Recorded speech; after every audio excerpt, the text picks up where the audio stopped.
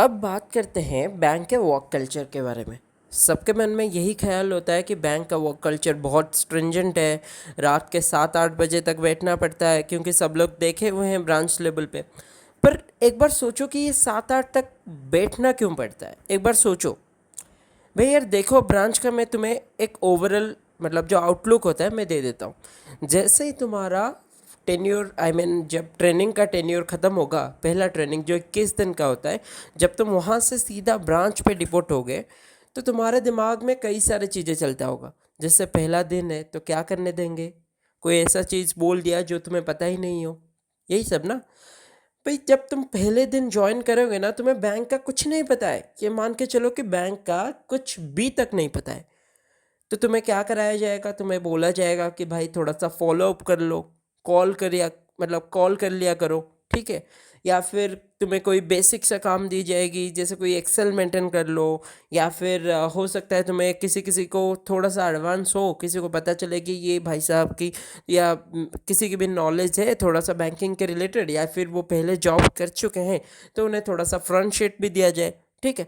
तो पहले दिन ऐसा कुछ नहीं रहता कि पहले दिन में ही कोई किसी को क्लास में बिठा दे, क्योंकि ये टाइम है, ठीक है। बैंक कंप्लीटली एक फाइनेंशियल इंस्टीट्यूशन है, और फाइनेंशियल इंस्टीट्यूशन ऐसे ही किसी को नहीं बिठा देगा आगे।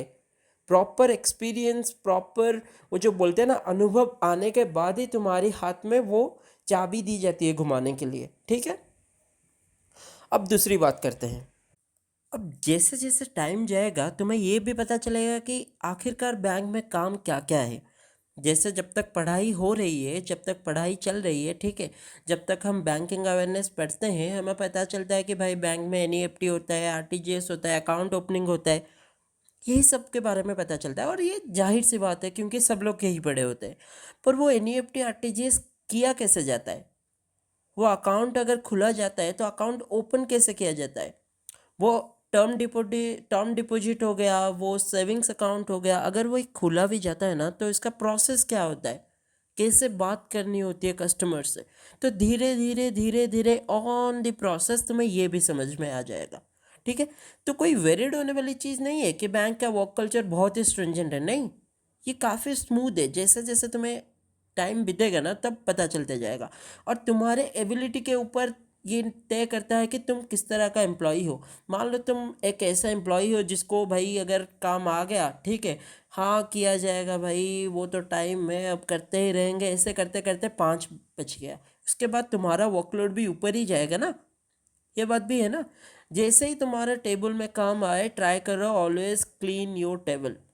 इसका मतलब ये है अगर कोई काम आता है ना, उसको प्रोक्रास्टिनेट की तरह मत रखो। ये पढ़ाई नहीं है कि आज नहीं तो कल कर लेंगे, नहीं।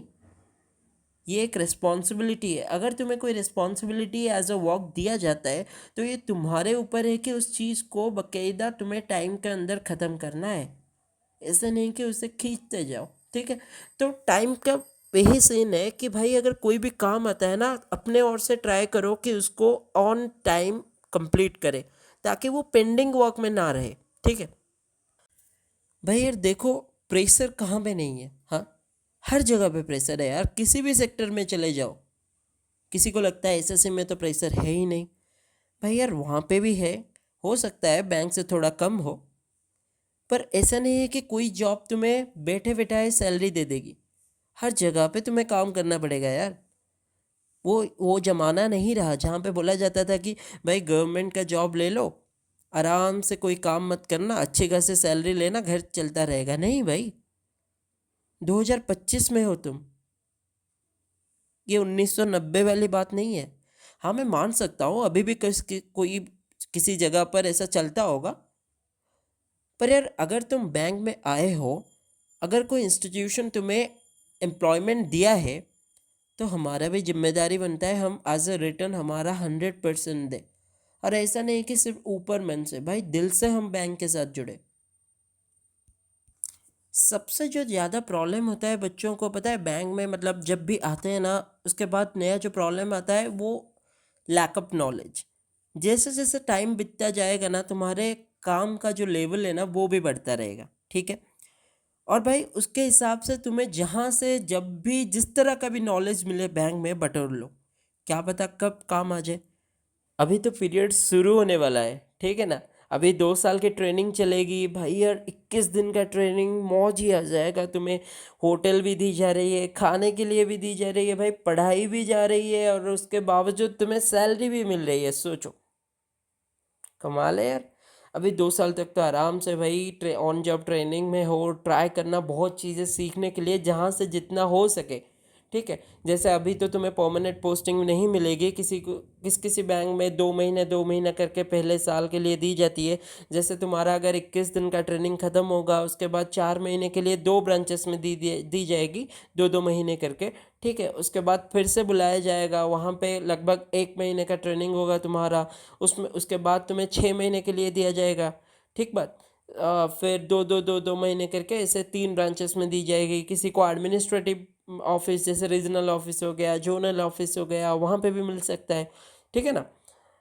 फिर एक साथ कंप्लीट होने के बाद तुमने जो जो सीखा है उसको परखने के लिए तुम्हें 1 साल का कंप्लीट टेन्योर एक ब्रांच पे दी जाएगी, जहाँ पे ये असेस किया जाएगा कि हाँ इसने काम किया है या फिर काम सीखा है या नहीं।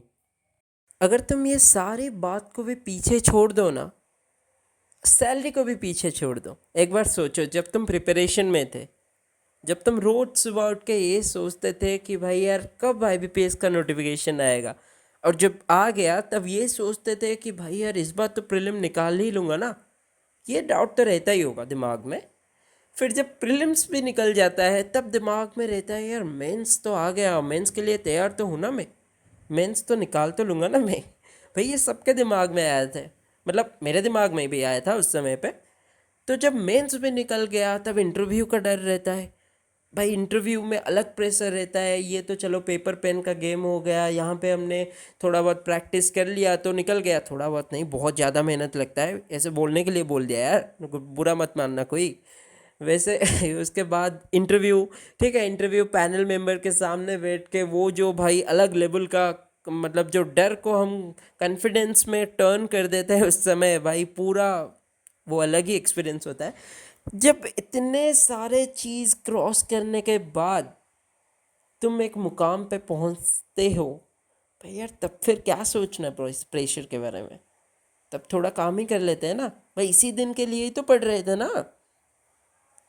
जब पढ़ रहे थे दिमाग में ये तो नहीं था ना कि प्रेशर आ जाएगा, टाइम थोड़ा सा डिले हो जाएगा, नहीं ना भाई। तो दिमाग में यही चल रहा था ना कि यार कैसे बस ये निकल जाए इस बार। और जब निकल ही गया तो पूरे दिल से इसको एक्सेप्ट करो, पूरे दिल से ट्राई करो सीखने के लिए, पूरे दिल से ट्राई करो इसको, इस जर्नी को एंजॉय करने के लिए। हो सकता है आगे जाकर कोई किसी और जगह पे भी जाए, कोई बुराई नहीं है यार, सबको अपना अपना चॉइस है लाइफ में लेने के लिए। जब तक तुम इस प्रोसेस का हिस्सा हो पूरे दिल से इसको एक्सेप्ट करना।